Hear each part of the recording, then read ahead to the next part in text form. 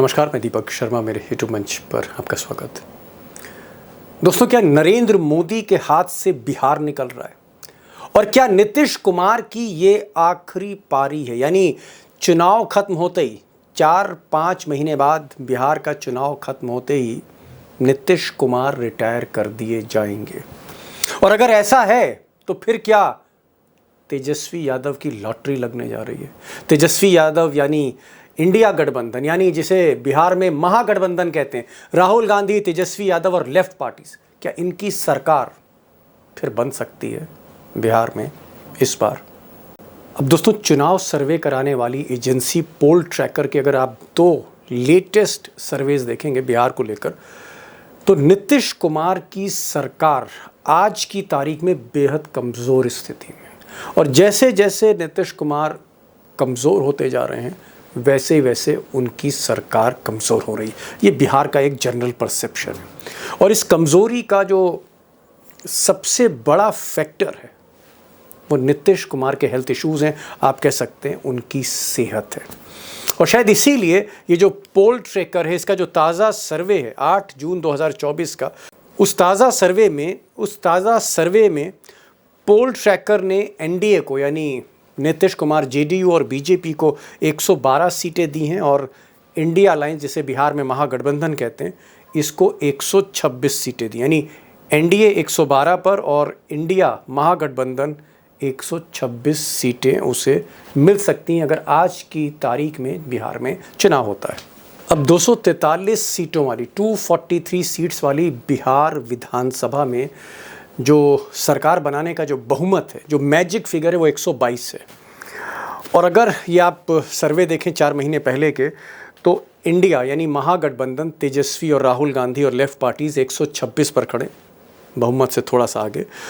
और इस सर्वे में ये भी कहा गया है कि अगर आज चुनाव होते हैं तो एनडीए, नीतीश कुमार, मोदी की जो पार्टी है, जेडीयू और बीजेपी, 108 से 115 सीटें मिल सकती हैं, 108 से 115 सीटें मिल सकती हैं, और इंडिया को 121 से 131 सीटें मिल सकती हैं। ये एक सर्वेक्षण का आप कह सकते हैं हाईलाइट है। यानी कहीं ना कहीं जो एज है, शुरुआती जो बढ़त है 4 महीने पहले, वो तेजस्वी के खाते में जा रही है, राहुल गांधी के खाते में जा रही है। अब दोस्तों, अगर साल भर पहले की स्थिति देखें, यानी पिछले साल लोकसभा का जो चुनाव था उसकी हम अगर स्थिति देखें, तो उत्तर प्रदेश की तुलना में बिहार में इंडिया अलायंस का परफॉर्मेंस अच्छा नहीं था। जो कमाल अखिलेश यादव ने किया उत्तर प्रदेश में, वैसा कमाल तेजस्वी यादव करते हुए नहीं दिखे बिहार में। सवाल इस बात का है कि एक साल में, साल भर में ऐसा क्या हुआ कि नीतीश सरकार, एनडीए, इतनी कमज़ोर स्थिति में बिहार में दिख रही है।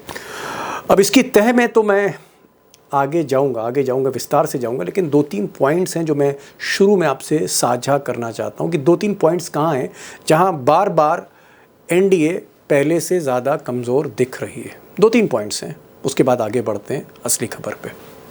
पॉइंट नंबर 1, नीतीश सरकार की जो सबसे बड़ी वीकनेस है वो खुद नीतीश कुमार हैं।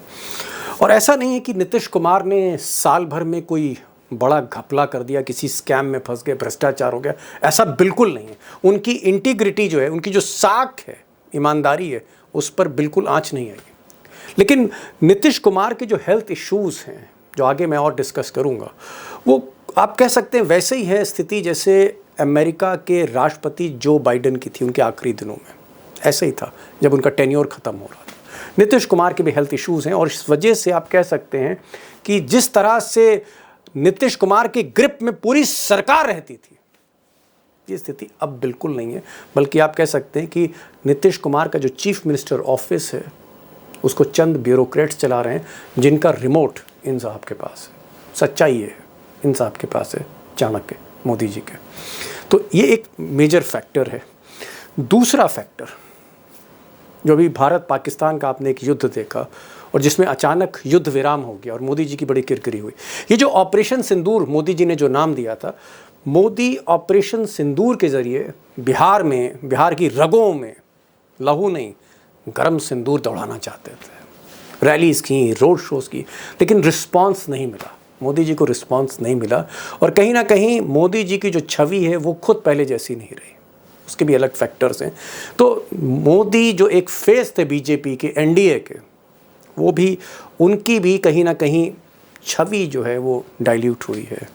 और तीसरा कारण जो एक जिस्ट में आपको दे रहा हूँ, एनडीए के भीतर खुद खींचतान, घर को आग लग रही घर के चिराग से, चिराग पासवान भी हो सकते हैं, जैसा भी आप समझें। अब दोस्तों, पोल ट्रैकर के सर्वे को देखें तो वोट शेयर की भी हमें बात करनी चाहिए, और वोट शेयर में बहुत ज़्यादा अंतर नहीं। ये एक सिग्निफिकेंट पॉइंट, इंपॉर्टेंट पॉइंट है। अगर आप एनडीए का वोट शेयर देखें तो 42.8% है, और इंडिया यानी महागठबंधन का तेजस्वी यादव, राहुल गांधी का अगर आप देखें वोट शेयर तो 44.2% है अगर आज चुनाव होता है। अंतर देखें, अगर डिफरेंस देखें तो 1.4%, यानी 1.5% से भी कम, 1.5% से भी कम अंतर है। और अगर आप सीटों का अंतर देखें तो 10 सीट का अंतर, यानी अगर 4-5 सीट में भी खेल हो गया तो ये बाजी पलट भी सकती आज की स्थिति के हिसाब से। अब सवाल इस बात का है कि क्या ये खेल पलट भी सकता है, यानी आज जहां तेजस्वी खड़े हैं वहां पर आज एनडीए खड़ी हो सकती, कैसा हो सकता है, रिवर्सल हो सकता है इसका ठीक आने वाले 2-3 महीनों में। और क्या आपको लगता है कि मोदी जी के जो चाणक्य हैं अमित शाह साहब, जिनके हाथ में रिमोट है चीफ मिनिस्टर ऑफिस का, क्या अमित शाह कोई गेम कर सकते हैं? क्या कोई चुनाव में मशीनों का मैनिपुलेशन हो सकता है, जो राहुल गांधी बार बार आरोप लगा रहे हैं कि महाराष्ट्र की तर्ज पर बिहार होगा?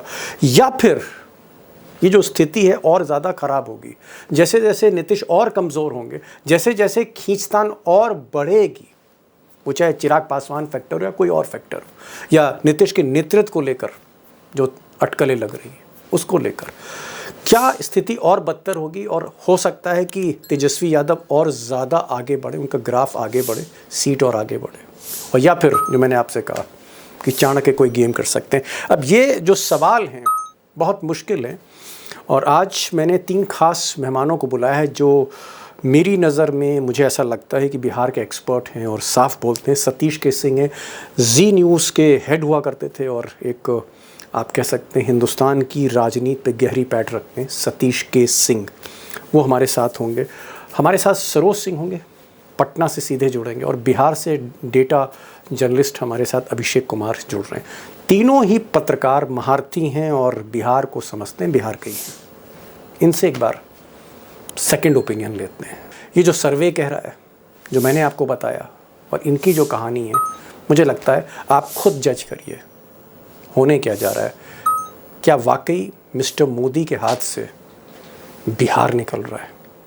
सरोज जी, आप तो पटना में ही हैं, और ऐसा कोई डेटा नहीं है, ऐसी कोई सीट की गणित नहीं जो आपको पता ना हो, और दोनों ही कैंप के बड़े नजदीक हैं आप।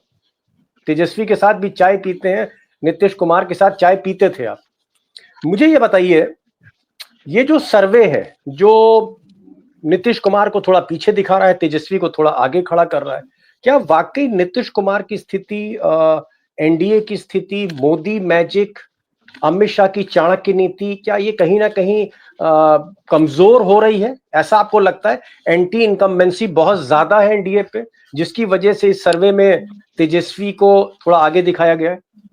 देखिए दीपक भाई, पोल ट्रैकर के ही 2 सर्वे को अगर हम लोग एक आधार माने तो दोनों सर्वे में, जो अभी ताजा सर्वे आया है 8 तारीख वाला, उसमें नीतीश कुमार की लोकप्रियता घटी है। और नीतीश कुमार को लेकर जो एक परसेप्शन है, जो मनोस्थिति की बात आप कर रहे थे, वो करीब करीब गांव के लेवल तक वो स्टेब्लिश हो गई कि मनोस्थिति ठीक नहीं है।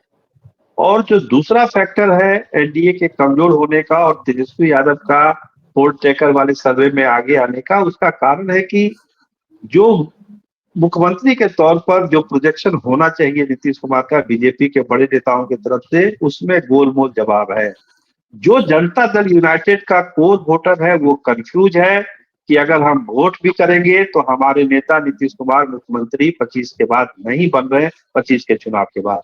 तो वो वोटर अभी बहुत कंफ्यूज है, दुविधा में है कि क्या करें, हमारा वोट बैंक हम ट्रांसफर करें आरजेडी के साथ या करें। तो जो आप बढ़त देखते हैं तेजस्वी यादव का, वो फ्लोटिंग वो वोट है नीतीश कुमार का। जो वोटर ये तय नहीं कर पा रहा है कि बीजेपी नीतीश कुमार के साथ न्याय करेगी चुनाव के बाद।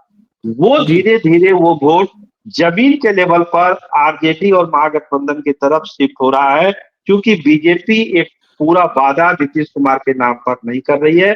तो ये जो पोल ट्रैकर दिखा रहा है वो उसी का रिफ्लेक्शन है कि जी बढ़त है महागठबंधन को, तेजस्वी पहली पसंद हो रहे हैं, लोकप्रियता नीतीश कुमार की घट रही है।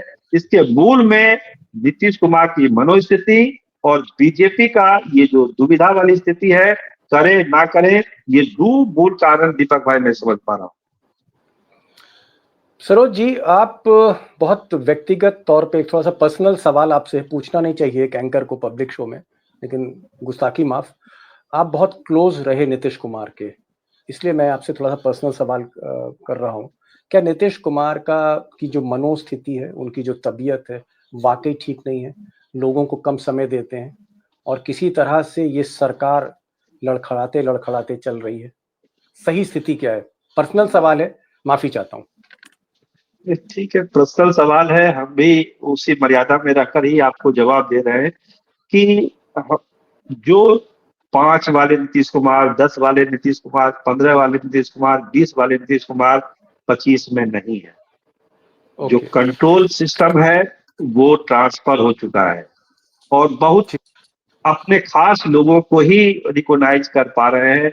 बाकी लोगों तक जो है उनकी स्मृति जो है, उनसे जो खुल के बातचीत होती थी, अपना दुख दर्द बांटते थे, वो वाली स्थिति अभी नहीं है। और जिसका पूरा फायदा महागठबंधन को मिल रहा है और वैसे लोगों को मिल रहा है जो अपना व्यक्तिगत लाभ जनता दल यूनाइटेड में ले रहे हैं। जी, शुक्रिया, जी आपने जवाब दिया।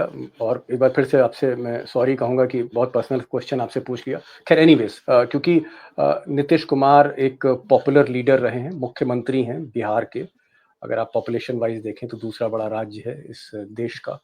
इस वजह से सवाल पूछना लाज़िम था। अगर बाइडेन की सेहत के बारे में पूछा जा सकता है, अमेरिकन राष्ट्रपति के बारे में, तो नीतीश कुमार के बारे में पूछना एक लाज़मी हो जाता है सवाल।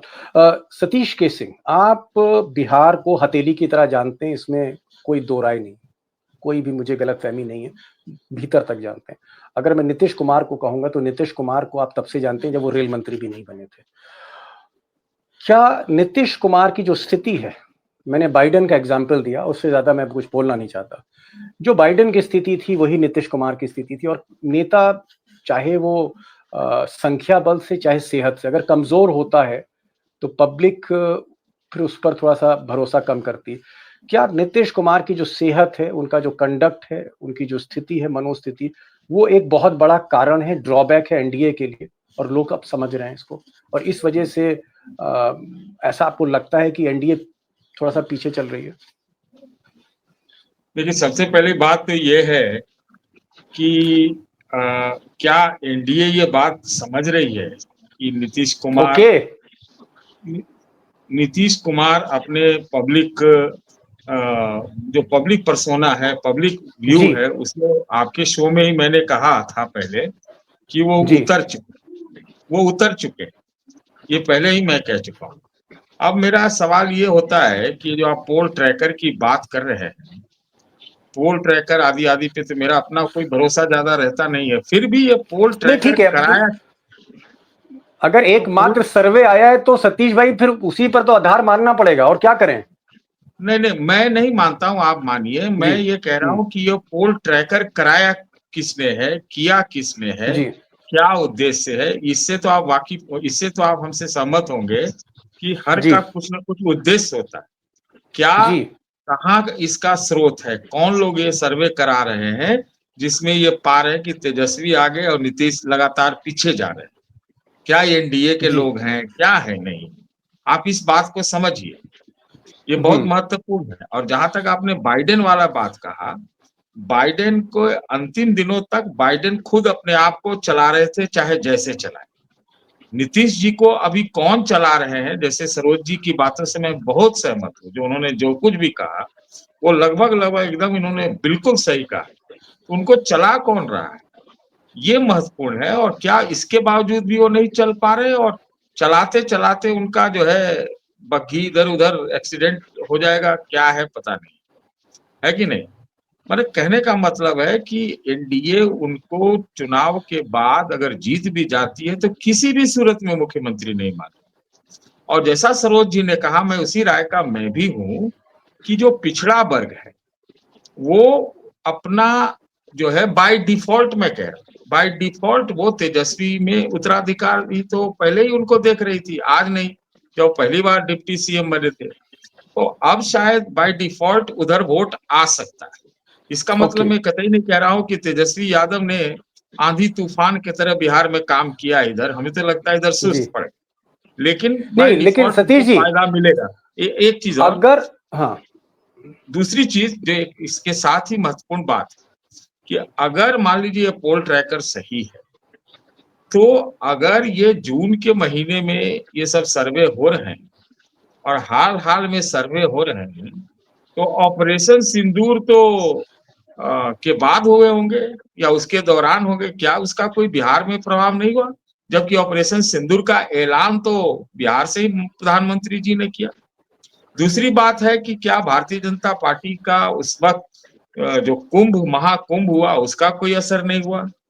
तीसरा, कि जो अभी जात सर्वे का भी इन्होंने मान लिया, ये सब भी क्या उस ढंग से इनको प्रभाव नहीं डाल पा रहा है क्या? और अंतिम जी, बात, मैं हाल के दिनों में जो चिराग पासवान की चहलकदमी देख रहा हूं कि अकेले लड़ेंगे या फिर एमएलए का चुनाव लड़ेंगे, ये क्यों हो रहा है? इसी क्यों में छुपा हुआ है कि एनडीए के बीच में कुछ न कुछ खलबली है, सवाल है, नीतीश को लेकर है, और क्या है, यहीं से आपको इसका उत्तर मिलेगा। आपको पोल ट्रैकर की जरूरत नहीं है। जी, पोल ट्रैकर की ज़रूरत नहीं है। एक ऐसी ग्रिम पिक्चर पेंट करी है सतीश के सिंह, उन्होंने माना है कि नीतीश कुमार की सेहत एक बड़ा फैक्टर है, और दूसरा वो कह रहे हैं कि बाय डिफ़ॉल्ट तेजस्वी को वो एक बड़ा चंक ओबीसी का, पिछड़ों का शिफ्ट हो सकता है वोट का, यानी समीकरण बिगड़ सकते हैं। मैं सतीश के सिंह के पास आऊँगा, दोबारा आऊँगा, उनसे कुछ और सवाल मुझे पूछने, लेकिन मैं ज़रा डेटा किंग से बात कर लूँ, अभिषेक कुमार से। अभिषेक, अभी आपने सतीश के सिंह साहब को सुना और सरोज जी को सुना। ये दोनों महारथियों का मानना है कि नीतीश की सेहत एक फैक्टर है, एक डिसएडवांटेज है। क्या आपको लगता है कि नीतीश की सेहत और मोदी जिस तरह से 10 मई के बाद, युद्ध विराम के बाद थोड़े से उनकी छवि कमजोर हुई है, क्या ये दो फैक्टर एनडीए के लिए मतलब कमाल नहीं कर रहे, नुकसान कर रहे हैं? देखिए दीपक जी, इन दोनों सवालों को हम एक साथ रख करके देखें या अलग अलग रख करके देखें, तो सबसे पहले जिसके चेहरे पर चुनाव लड़ा जा रहा है उसी की चर्चा करनी चाहिए, और वो चेहरा है नीतीश कुमार का। इस बात में कोई दो राय नहीं, चाहे कोई सर्वे कुछ भी कहे, अभी भी नीतीश कुमार बिहार के वोटर के बीच मजबूरी की चॉइस ही सही, लेकिन सबसे बेहतर चॉइस बने हुए हैं। क्योंकि बिहार के वोटर्स का बड़ा तबका इस आधार पर वोट करता है कि लालू परिवार को सत्ता में लाना है या लालू परिवार को सत्ता से दूर रखना है। ये सारे सर्वे एक तरफ रहने दीजिए, लेकिन इन सब के बीच नीतीश कुमार की सेहत है, जिसके बारे में कहा जा रहा है कि नासाज है। अब मुझे नहीं पता क्या है, पटना में रहते हैं, सरोज जी बेहतर जानते हैं, लेकिन नीतीश कुमार की सेहत का मुद्दा बिहार के गांव गांव तक पहुंच चुका है। वो वास्तविक हो या काल्पनिक हो, वो गांव गांव तक पहुंच चुका है सेहत का मुद्दा। और नीतीश कुमार की सेहत खराब है, इसको लेकर हर नुक्कड़ पर चर्चा होने की स्थिति है। तो जब ये स्थिति बनी हुई है, तब बीजेपी उनके चेहरे पर चुनाव क्यों लड़ रही है? आखिर बीजेपी के पास अपना कोई ऐसा क्रेडिबल चेहरा क्यों नहीं मिल पाता है उसे, या बीजेपी ने ढूंढा क्यों नहीं जो बीजेपी उनके चेहरे पर चुनाव में जा सके? ये एक बड़ा सवाल है, और ये इसी सवाल का जवाब जो बीजेपी अब तक नहीं दे पाती है, जिस वजह से नीतीश कुमार के चेहरे को उसे इस हालात में भी ढोना पड़ रहा है। रही बात नरेंद्र मोदी की, तो नरेंद्र मोदी के बारे पर में मैं जरा ऑपरेशन सिंदूर पे पूछना चाहूंगा कि क्या ऑपरेशन सिंदूर नरेंद्र मोदी का कामयाब हो रहा है? ये जो गांव गांव गली गली सिंदूर पहुंचाने की बात थी, ये वर्क कर रहा है या काम नहीं कर रहा है ऑपरेशन सिंदूर? देखिए, बिहार में इन सब मुद्दों पर पोलिंग नहीं होती है, पहली बात। चाहे कोई कितनी भी बड़ी लहर हो, इन सब मुद्दों पर बिहार में, कम से कम पोस्ट मंडल बिहार में और पोस्ट कमंडल बिहार में, इस पर पोलिंग नहीं होती। हाँ, बीजेपी ने अपने पैरों में कुल्हाड़ी मार ली है, और कुल्हाड़ी कहां मारी है? या तो राहुल गांधी के ट्रैप में बीजेपी फंस गई, ये कह सकते हैं, जाति जनगणना की बात को जब सैद्धांतिक रूप से नरेंद्र मोदी कैबिनेट ने स्वीकार कर लिया, उसके बाद बिहार के जनरल कैटेगरी के वोटर्स के बीच में सिर्फ एक बातें चल रही है, आप कहीं जाकर देख लें, कोई पार्टी मुद्दा नहीं है। सरोज जी हैं, बिहार से हैं, बिहार में जमीन पर देख रहे हैं, सतीश सर हैं, मैं तो अभी बिहार ही आया हुआ हूं, तो बिहार में मैं देख रहा हूं, हर जगह लोग ये कर रहे हैं जी, हर जगह लोग यही कर रहे हैं, अमुक सीट से अमुक बिरादरी का कैंडिडेट आएगा तो वो जीत सकता है, चाहे इस अलायंस से आया उस अलायंस से आए। ये फीलिंग बीजेपी के कोर वोटर में अब घुस चुकी है, और बीजेपी के कोर वोटर में स्थिति घुस चुकी है, जो इन्फ्लुएंसर तबका कहा जाता है कि वो माहौल बनाता है, किसी भी तरह की भूमिका का निर्माण करता है, तो बीजेपी की वो भूमिका अब टूटती जा रही है। उस टूटती हुई भूमिका का नुकसान बीजेपी को होना तय है। रही बात पिछड़े अति पिछड़े को जोड़ने की, तो जहां बीजेपी 2015 में खड़ी थी, तब भी अति पिछड़े वर्ग का एक बहुत बड़ा तबका बीजेपी को बड़ी हार के बावजूद समर्थन दिया था। आज भी बीजेपी वहां पर खड़ी है, इससे हम इनकार नहीं कर सकते। यानी आप ये कह रहे हैं कि जाति जनगणना जिस तरह से जल्दबाजी में मोदी ने अनाउंस की, फिर 16 तारीख को उसका जो है नोटिफिकेशन जारी हो रहा है, आपका ये कहना है कि बिहार में जो अपर कास्ट है, ब्राह्मण है, राजपूत है, भूमिहार है, कायस्थ है, और कहीं ना कहीं और भी बाकी जातियां हैं, क्या ये जो अपर कास्ट है, ये अपर कास्ट मोदी के इस जाति जनगणना से खुश नहीं है? उसका मोह भंग हुआ है मोदी से, अगर मैं कहूं मोदी से? छोटी सी बात आपको मैं बताऊंगा, सब लोग इसके गवाह हैं, ज्यादा बेहतर तरीके से हमारे दर्शक समझ जाएंगे। जब बटाईदारी अधिनियम नीतीश कुमार बंगाल की तरह लेकर आए थे 2009 में, उस वक्त हर पार्टी के जनरल कैटेगरी के लीडर एक मंच पर आ गए थे, और जो बाई इलेक्शन हुआ था 17 में, शायद सरोज जी को याद होगा, 14 सीटें एनडीए हार गई थी, नीतीश जी को हार मिली थी। और वो स्थिति जाति जनगणना के बाद, जाति जनगणना को बीजेपी की कैबिनेट के द्वारा स्वीकार किए जाने के बाद जनरल कैटेगरी की बिहार में बन गई है कि अब उनके लिए पार्टी मायने नहीं रखती है। अब वो ये सोच रहे हैं कि विधानसभा में अपने लोगों को जिताकर 80, 90, 100 लोगों को जिताकर भेज दो अलग अलग पार्टियों से, ताकि हमारे हितों के सवाल पर वो अंदर में एक हो जाए। चलिए, ये सवाल बिहार में बड़ा हो गया है जनरल कैटेगरी के बीच। Okay, got it. आप कह रहे हैं कि जो अपर कास्ट है, जो अगली जातियां हैं, मोदी के जाति जनगणना से, कास्ट सेंसस से उनका मोह भंग हुआ है, और इसलिए वो अब अपनी कास्ट के लोग पर ज्यादा भरोसा करेंगे, इररिस्पेक्टिव किस भी पार्टी से वो चुनाव लड़ रहे हैं। नहीं, बीजेपी को एक झटका बता रहे हैं ये जाति जनगणना को लेकर। मैं जरा सरोज जी फिर उसी सर्वे पर आता हूँ। सर्वे अगर आप देखें तो जो दूसरा सर्वे है पोल ट्रैकर का, वो कह रहा है कि साहब 126 पर महागठबंधन यानी तेजस्वी और राहुल 126 पर खड़े हैं, और 122 पर बहुमत है, और एनडीए 112 पर है। अगर एनडीए है वो 112 पर है, यानी मैं देख रहा हूं 10 सीटों का अंतर है। अगर 5-6 सीटों पर भी फेरबदल होती है तो एनडीए सरकार बना सकती है, ये भी एक पॉसिबिलिटी है इसी सर्वे में। बहुत थिन मार्जिन से आगे है, 10 सीट कुछ नहीं होती 243 में। क्या आपको लगता है कि जुलाई, अगस्त, सितंबर में माहौल बदल सकता है, एनडीए आगे भी जा सकती है, ऐसा आपको लग रहा है? एनडीए इंप्रूव कर सकती है इस टैली से, या आपको लगता है कि ऐसा नहीं होने वाला है? ये दीपक भाई, जो जातीय जनगणना की बात और उसके प्रभाव की बात अभिषेक जी बोल रहे थे, उसमें थोड़ा सा मतांतर मेरा है कि बिहार सरकार ने ऑलरेडी जातीय जनगणना कराया, 500 करोड़ रुपए खर्च हुए, और वो फाइल जहां की तहां रखी हुई है। तो बिहार का जो अपर कास्ट वोटर है उसको पता है कि केंद्र कराए, राज्य कराए, इस सर्वे का कुछ होना नहीं है, इस जनगणना का, जातीय जनगणना से बहुत ज्यादा कुछ होना नहीं है। जो सतीश सर ने एक मुद्दा उठाया अभी थोड़ी देर पहले आपके डिस्कशन में कि ये सब चीजें क्यों हो रही है, और पोल ट्रैकर का जो ये सर्वे है वो क्या कहता है, तो क्यों वाली बात जो चिराग पासवान को उन्होंने फ्रेम में लाया, उसमें जाना जरूरी है कि चिराग पासवान क्या 2020 वाला जो रोल है 25 में भी करेंगे। और यही कंफ्यूजन चिराग पासवान महागठबंधन को, तेजस्वी यादव को आगे करता है। जो दो चीजों का जिक्र मैंने किया पहले कि उनकी सेहत और भाजपा का खुल के उनके पक्ष में नहीं बोलना, लेकिन चिराग का जो फैक्टर आया है अभी सामने, जिसकी चर्चा सतीश सर कर रहे थे, उस फैक्टर को लेकर अब ये कहा जा रहा है, हम आपको बीजेपी ऑफिस की बात बता रहे हैं, जेडीयू ऑफिस की बात बता रहे हैं, और आम चर्चा की बात बता रहे हैं कि लोग कहते हैं कि बीजेपी ही बैक कर रही है चिराग पासवान को कि आप इस तरह से बोलिए, इस तरह से डिमांड रखिए, ताकि हम जनता दल यूनाइटेड को कंट्रोल में रख सकें। जो 115 सीटें मांगते हैं नीतीश कुमार, उनके बार्गेनिंग पावर को हम कर सके कि भाई चिराग पासवान को हमको ज्यादा सीटें देनी है, हम आपको ज्यादा सीटें कैसे दे सकते हैं। तो गेम जी। वहां उस लेवल तक जा रहा है। तो इस तरह की स्थिति है, और जिस तरह से जीतन राम मांझी चिराग पासवान के खिलाफ बोलना शुरू कर चुके हैं, और जीतन राम मांझी बोल रहे हैं चिराग पासवान के खिलाफ, और उनके जो बहनोई हैं वो बोल रहे हैं जीतन राम मांझी के खिलाफ। तो एनडीए के भीतर जो इनफाइटिंग है, इसका फायदा भी रिफ्लेक्ट होता है जो पोल ट्रैकर का सर्वे है। और अगले महीने जब पोल ट्रैकर करेगा, दीपक भाई जो आपका सवाल था कि क्या 2-3 महीनों में ये चीजें और बदलेगी या एनडीए रिवाइव करेगा, अगर एनडीए अपने आप को नहीं सुधार पाता है, इनफाइटिंग नहीं रुकती है, तो निश्चित तौर पर महागठबंधन को इसका फायदा मिलेगा। और अगला पोल ट्रैकर का सर्वे आपको कुछ और साफ साफ तस्वीर देगा। ये जो 12-13 सीटों का अंतर दिख रहा है, हो सकता है वो अंतर आपको बढ़ा हुआ भी दिख जाए। दीपक भाई, बड़ी बात आपने कही। आपने कहा कि ये जो समीकरण है बदलने वाले नहीं है, क्योंकि घर में आग लगी है, घर के चिराग से घर को आग लग रही है।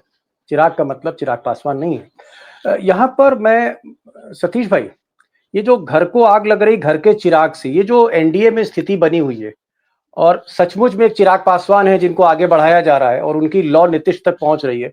नीतीश की सेहत ठीक नहीं है। मोदी जी वो 56 इंच का सीना नहीं रहे, इसको हमें मानना पड़ेगा, क्योंकि ये जो सर्जिकल स्ट्राइक थी या बालाकोट की स्ट्राइक थी, उस जैसा ऑपरेशन सिंदूर का द एंड नहीं अच्छा हुआ, युद्ध विराम हो गया बीच में, उस पर बड़ा कंट्रोवर्सी है। तो आपको क्या लगता है कि ये जो एनडीए के भीतर घमासान, नीतीश कुमार को लेके अनिश्चय की स्थिति, लीडरशिप नेतृत्व को लेकर अनिश्चय की स्थिति, बीजेपी के भीतर भी कहीं ना कहीं अलग अलग राय है, क्या आपको लगता है कि अगर मोदी और शाह ने एनडीए को एक यूनाइटेड फ्रंट नहीं बनाया तो स्थिति खराब भी हो सकती है, अगर ये घर के झगड़े बढ़े? देखिए, आपके इतने बड़े सवाल का एक शब्द में उत्तर है जी हाँ, यस। और जो ये हाँ सो कॉल्ड में आपने जो अभी पोल ट्रैकर वाली बात की है, और जो आप आंकड़े लेके आए हैं, जो आया है वो उस तरह की स्थिति तो बिहार में निश्चित रूप से नहीं होगी। 126, 115 कुछ नहीं ऐसा होगा। वो 126, 146 हो सकता है, ये आप समझ लें।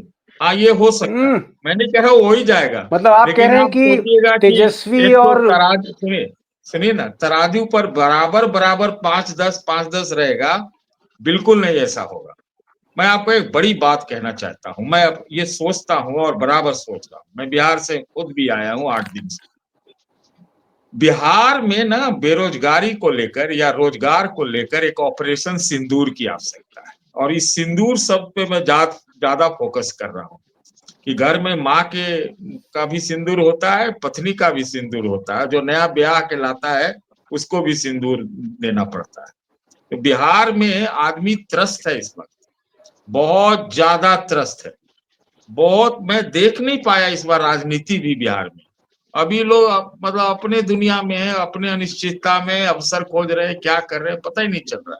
इतना गैर राजनीति मतलब जो है, जो नॉन पॉलिटिकल, मैंने आज तक बिहार को कभी नहीं देखा था, जो मैं 8 दिन में देख गया। स्थितियां ये है। हाँ, ये हो सकता है कि जो अभी पाकिस्तान वाला ऑपरेशन सिंदूर हुआ है, अभी तो स्थगित है ना, वो बिहार चुनाव आते आते कहीं एक आध राउंड और हो गया तो हो सकता है उसका फायदा एनडीए को मिले। लेकिन अभी की स्थिति में जो अभी जनरल कैटेगरी की बात कर रहे थे अपने अभिषेक जी और सरोज जी, देखिए जनरल कैटेगरी वाले जो है सही में मान चुके हैं कि अब क्या है, कुछ होना है नहीं, पता नहीं क्या है, लेकिन वो अपने चॉइस के हिसाब से देंगे। वो कोर वोटर था बीजेपी का, कोर मतलब हम समझते हैं ना, कुछ दुनिया इधर से उधर हो जाए, जो कुछ हो जाए, तहस नहस हो जाए, लेकिन वो आके बीजेपी को देता। वो इस बार थोड़ा हिल गया है। तो कहाँ हिल रहा है एनडीए? 2-3 फैक्टर पे लगातार हिल रहा है। आप सोच रहे हैं कि जातीय जनगणना का उनको फायदा मिल जाएगा? नहीं मिलने वाला है, क्योंकि उनकी अनिश्चितता बनी हुई है क्या नाम है, नीतीश जी को लेकर। तो ये जो अंदरूनी घर में आग कह लें, खलबली कह लें, और ज्यादा दिमाग लगाने की जो प्रवृत्ति है एनडीए में कि सबको निपटा के अपना हिसाब किताब बना दो, शायद उनके उल्टा पड़ जाए। ये बात एकदम आप लिख के रखिए। जी जी जी। अभिषेक, आपको लगता है कि क्या बिहार, एनडीए के हाथ से बिहार निकल भी सकता है अगर ये घर दुरुस्त नहीं किया? अगर समय पे जो प्रॉब्लम्स हैं, जो अनिश्चितताएं हैं, इनको अगर हमने सही तरह से टैकल नहीं किया, अमित शाह और मोदी ने, तो बिहार हाथ से निकल सकता है मिस्टर मोदी के।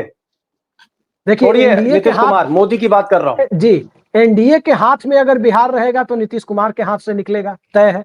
और एनडीए के हाथ से बिहार निकलेगा तो नीतीश कुमार के हाथ में बिहार के पोस्ट पोल सिनेरियो में बने रहने की गुंजाइश जिंदा रहेगी। और नीतीश कुमार का कोर वोटर ही डिसाइडर है इस चुनाव में, क्योंकि वो कंफ्यूजन की स्थिति में है कि नीतीश कुमार के बाद क्या। उसी के लिए राहुल गांधी भी बार बार पिछड़ा सम्मेलन करने आ रहे हैं, उसी पर नरेंद्र मोदी की भी नजर है, भाजपा की, और उसी पर तेजस्वी यादव की भी नजर है। वो भी माई बाप समीकरण की बात कर रहे हैं जी, तो वही चलिए, ये वोटर अभिषेक डिसाइड थे। करने की स्थिति में है। जी, अनिश्चितता का दौर है, और जैसे कि एक बड़ी बात सतीश केस सिंह ने कही, तजुर्बा है, वो अक्सर बोलता है, और सतीश कुमार सिंह का तजुर्बा बोल रहा था। उन्होंने कहा कि ऐसा भी हो सकता है कि अगर यही हालात रहे, जिस तरह का उनको अंदरूनी झगड़ा दिखता है एनडीए में, तो फिर ये जो 126 पे तेजस्वी खड़े हैं, 146 पर भी जा सकते हैं। ऐसा भी हो सकता है, ये भी सरप्राइज हो सकता है। और जो सरोज जी ने कहा कि कहीं ना कहीं सबसे पहले एनडीए को अपने घर को दुरुस्त करना होगा, और तभी फाइट हो सकती है। बहरहाल, आगे के सर्वे, और भी कई सर्वे आएंगे, और मैं आप लोगों को यकीन दिलाता हूं कि जो सर्वे आएंगे तो कोशिश करेंगे डाइसेक्ट करने की। ये जो पोल ट्रैकर का सर्वे था, ये कोई फाइनल वर्ड नहीं है, ये कोई निर्णय नहीं है, बल्कि एक इंडिकेशन है, क्योंकि कोई सर्वे अभी तक नहीं आया है। 2 सर्वे पोल ट्रैकर के आए हैं, और दोनों में कहीं ना कहीं नीतीश और मोदी फिसलते दिख रहे हैं, तेजस्वी और राहुल गांधी थोड़े बढ़ते दिख रहे हैं। ये आज की स्थिति है। सतीश जी आप आए, और सरोज जी आपने भी समय निकाला पटना से, बिहार से जो है वो अभिषेक जुड़े, आपका भी बहुत बहुत शुक्रिया। Thank you so much for joining this programme. Thank you so much.